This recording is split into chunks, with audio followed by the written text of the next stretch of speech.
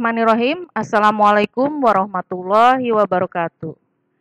Jangan lupa selalu menggunakan protokol kesehatan seperti menggunakan masker, selalu cuci tangan, menjaga jarak, dan lain-lain. Masih dalam pembelajaran sistem reproduksi pada manusia, subbab struktur, dan fungsi reproduksi pada manusia bersama saya Ratna Dewi. Tujuan pembelajaran kali ini adalah 1. Mengidentifikasi organ-organ penyusun reproduksi pada laki-laki dan perempuan. 2. Menjelaskan fungsi organ-organ penyusun sistem reproduksi pada laki-laki dan perempuan. 3. Mendeskripsikan proses spermatogenesis dan oogenesis. Pembahasan materi kali ini adalah 1. Tentang sistem organ reproduksi pada manusia, 2. Spermatogenesis, 3. oogenesis, 4. Fertilisasi, dan 5. Menstruasi. Mengapa makhluk hidup itu harus bereproduksi? Karena makhluk hidup itu harus mempertahankan jenisnya agar spesies atau jenis makhluk hidup itu tidak punah. Coba kalian bayangkan jika makhluk hidup itu tidak mampu bereproduksi, apa yang terjadi ya? Tentu akan terjadi kepunahan spesies. Oleh karena itu, mari kita belajar apa sajakah organ-organ reproduksi pada manusia. Gambar berikut adalah organ reproduksi pada laki-laki. Jadi organ reproduksi manusia itu terbagi menjadi organ reproduksi laki-laki dan organ reproduksi perempuan.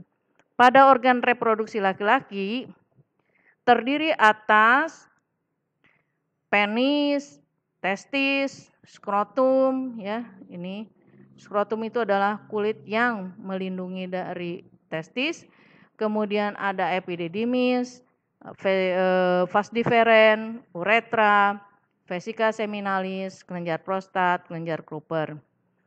Nah, organ reproduksi laki-laki itu terbagi menjadi 2 atau dibedakan menjadi 2, yaitu alat reproduksi bagian luar dan alat reproduksi bagian dalam. Alat reproduksi bagian luar itu terdiri atas penis dan skrotum. Jadi pada gambar ini hampir seluruhnya merupakan alat reproduksi bagian dalam pada laki-laki.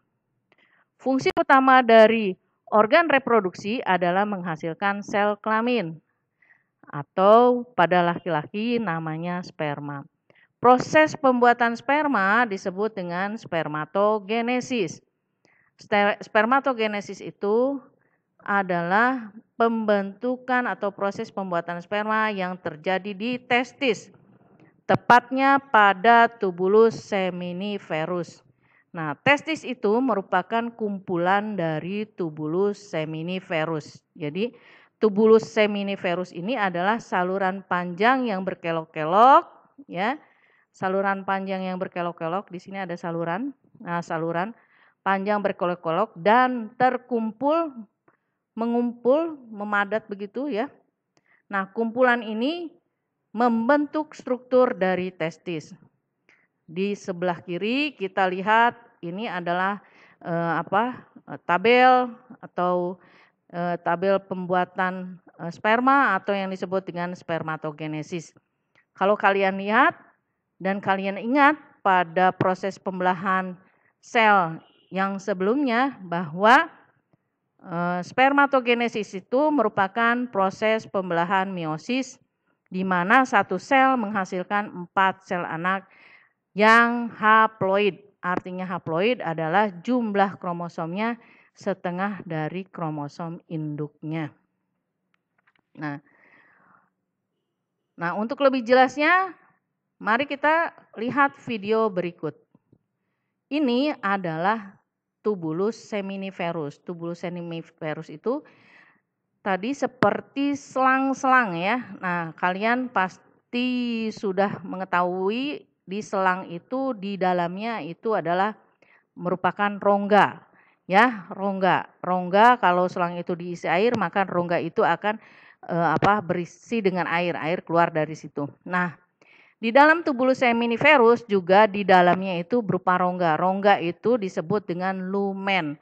Ini adalah dindingnya atau kulitnya dari tubulus seminiferus.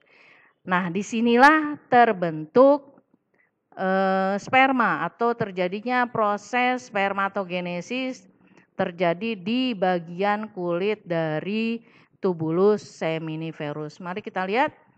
Ini adalah spermatogonium atau bakal sperma dengan jumlah kromosom 46 yaitu diploid.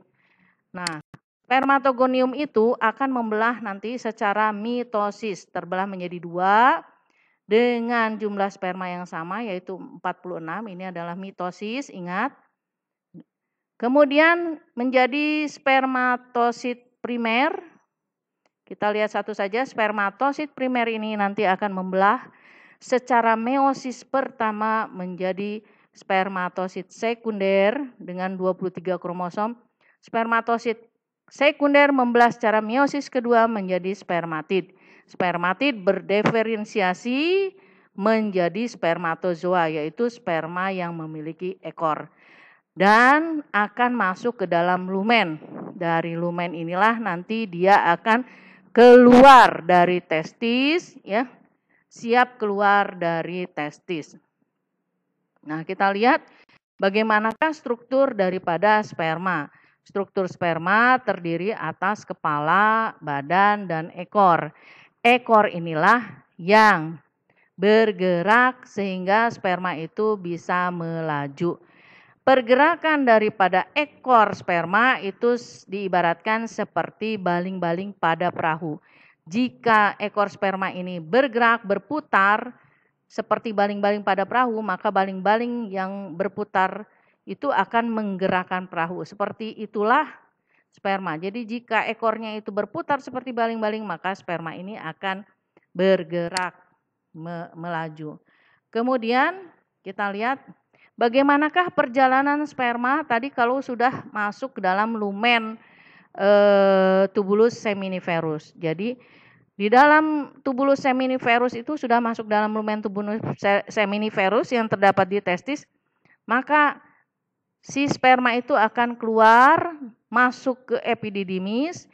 Di dalam epididymis dia akan disimpan sementara untuk berkembang supaya sempurna. Kemudian setelah di epididymis maka sperma ini masuk ke dalam vas differens. Vas differens itu adalah merupakan saluran yang panjang pada organ reproduksi laki-laki.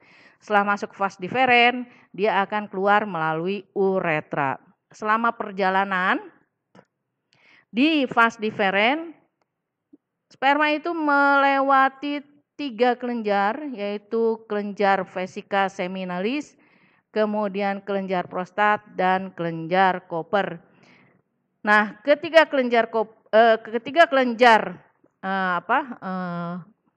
reproduksi ini, dia akan menghasilkan cairan, sehingga pada saat dia melalui ketiga kelenjar ini, sperma berubah menjadi cair. Ya. Nah, spermatogenesis itu pada laki-laki terjadi terus-menerus menghasilkan sperma. Jadi terjadinya mulainya sejak pubertas atau akil balik sampai meninggal.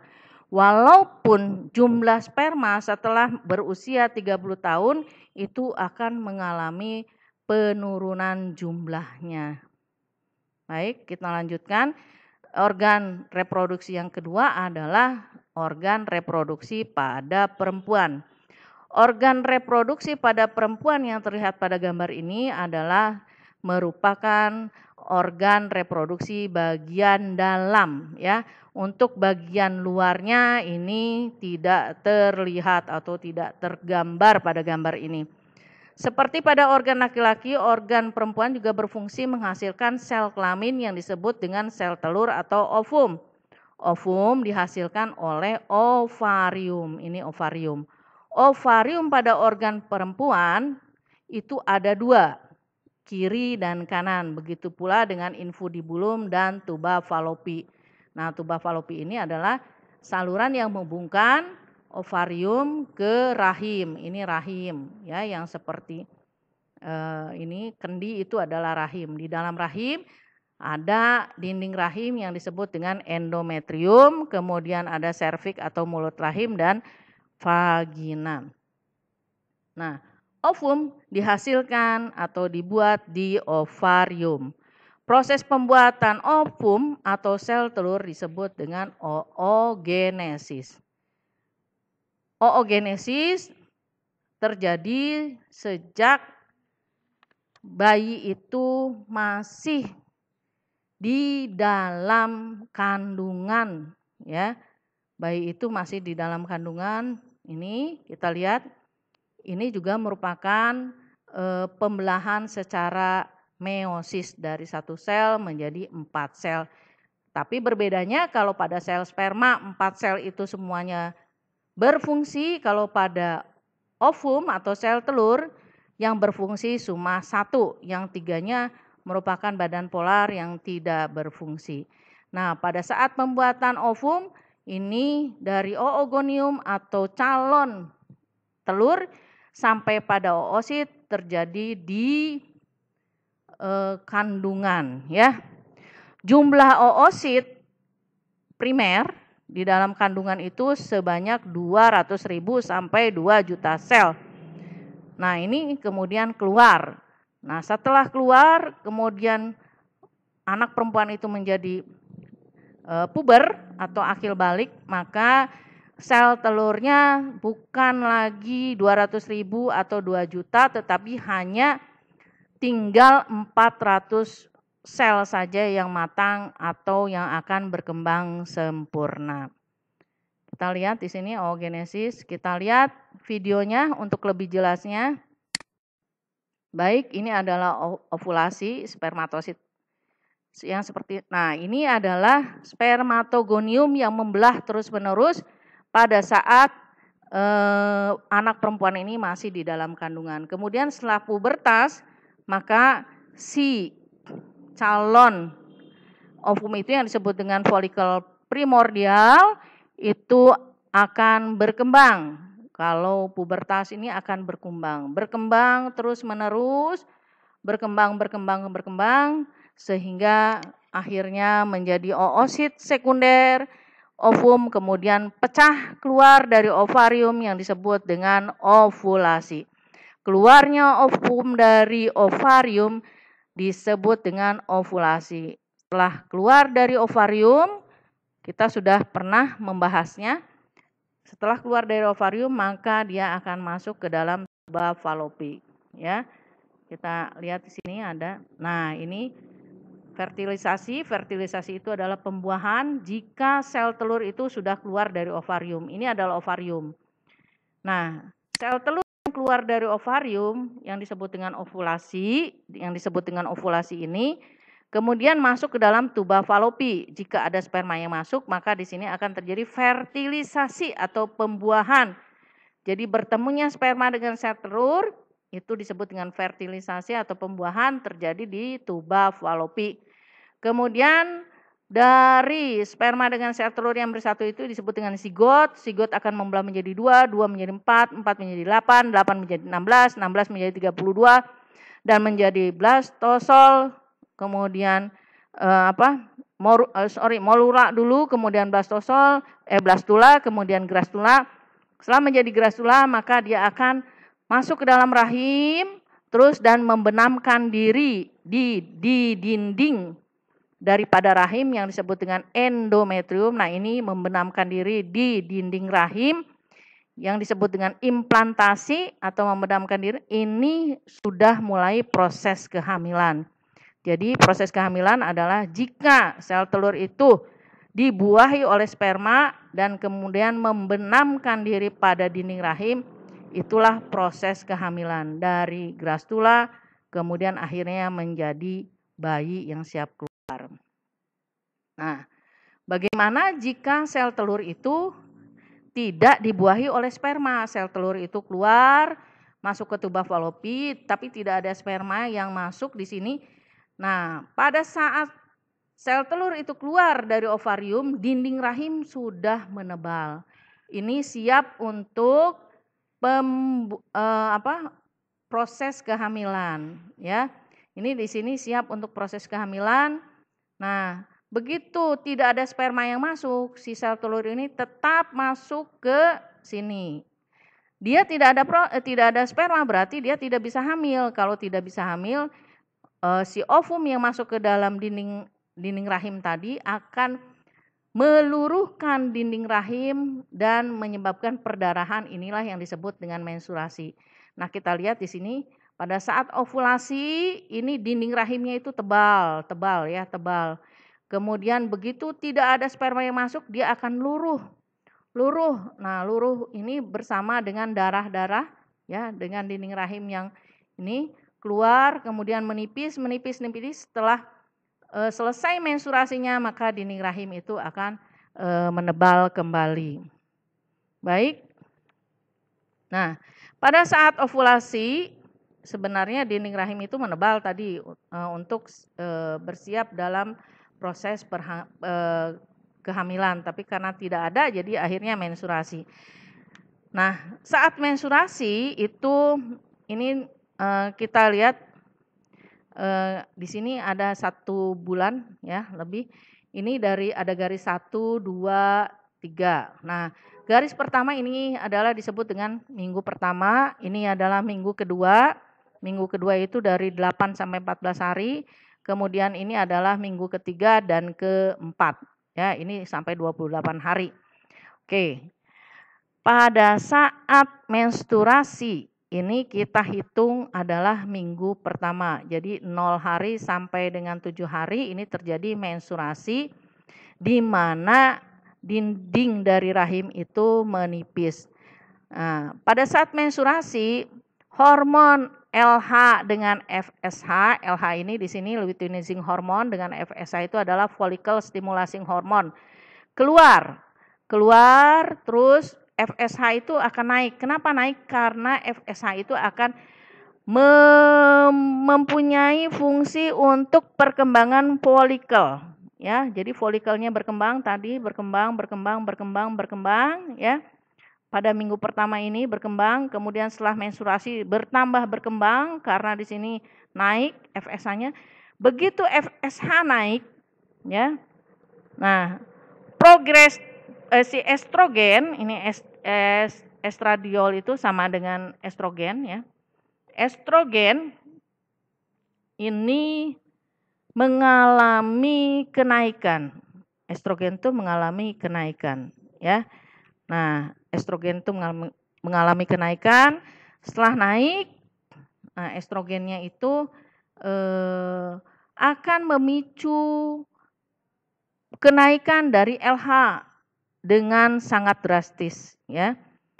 Nah, kenaikan LH dengan sangat drastis itu akhirnya memicu si folikel itu untuk pecah, ya, untuk pecah.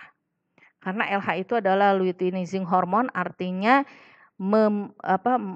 memecahkan si folikel tadi beserta dengan perkembangan FSH-nya juga naik, ya. Jadi perkembangan folikelnya naik, setelah berkembang dia akan dipecahkan, ya, dengan LH. LH itu memicu pecahnya sel telur, ya, sehingga keluar. Itu yang disebut dengan ovulasi. Setelah pecah, nanti sel telur itu akan masuk ke dalam tuba falopi. Nah, kemudian apa yang terjadi dengan folikelnya ini? Nah, setelah pecah, dia akan menurun LH dengan FSH.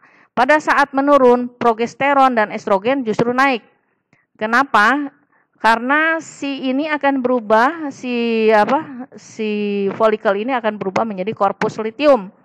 Nah, pada saat korpus luteum terbentuk, maka progesteron dan estrogen meningkat. Meningkatnya ini akan merangsang penebalan dinding rahim. Jadi dinding rahimnya menebal kembali. Nah, pada saat menebal, estrogennya itu menebalkan dinding rahim, tidak menebal, kemudian tetap tidak terjadi pembuahan, maka Untuk setelah hari ke-28 yaitu 29 hari ke-29-nya itu akan terjadi menstruasi kembali. Maka siklus menstruasi berulang dari awal dari tadi. Nah, menstruasi lagi, hormonnya ini keluar lagi, ini FSH dan LH ini keluar dari kelenjar pituitari yang ada di hipotalamus bagian otak. Jadi LH dan FSH ini dikeluarkan dari kelenjar pituitari yang ada di hipotalamus di otaknya. Ini keluar, kemudian setelah keluar estrogennya akan perkembangan folikel ini akan memicu keluarnya estrogen dan progesteron. Nah, setelah naik, estrogen akan naik juga sama.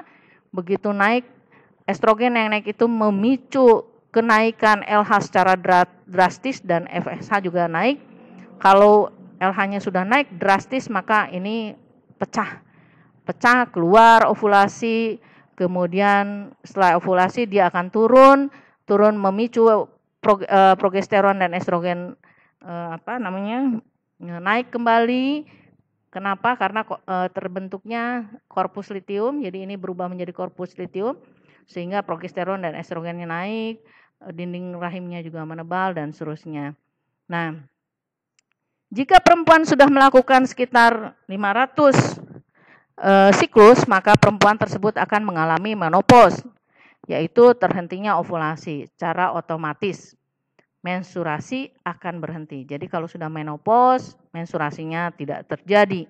Kapan itu terjadi? Biasanya terjadi antara usia 46 sampai 54 tahun. Tapi perlu diingat kalau spermatogenesis tadi dari mulai pubertas sampai si laki-laki itu mati. Tapi kalau perempuan itu dari mulai pubertas, kemudian dia akan berhenti pengeluaran oogenesisnya yang disebut dengan menopause, usianya 46 sampai dengan 54. Semoga kalian mengerti dengan penjelasan materi ini. Jangan lupa subscribe-nya. Terima kasih. Assalamualaikum warahmatullahi wabarakatuh.